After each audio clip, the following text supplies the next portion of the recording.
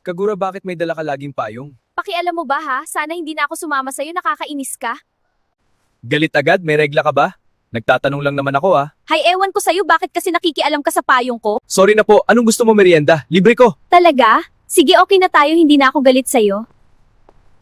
Merienda lang pala katapat mo, Kagura. Aba, syempre wala kaming pagkain eh, gutom na ako. Ako gusto mo kainin. Este, anong gusto mo kainin? Kapag ikaw talaga kinain ko, yari ka sa akin dyan, wag ako ha. Haha, joke lang naman yun eh. Hindi ka na mabiro. Hindi ako nagbibiro, kakainin talaga kita dyan, kahit dito sa kalsada. Aba, ako tuloy kinabahan sa'yo kahit dito sa kalsada talaga. Hoy, joke lang din yun, nakala mo naman type kita. Sorry ka na lang dyan, boy. Natakot talaga ako sa'yo. Teka, anong kakainin natin ha? Teka, seryoso na ba yan? Baka mamaya joke na naman yan, tatamaan ka na sa akin.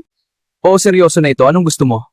Gusto ko ng fishball, kikiam, milk tea, siopaw at balut at saka barbecue. Aba, ang takaw mo naman pala, Kagura. 10 lang pera ko dito. Nag-aya ka pa, wala ka naman palang pera dyan.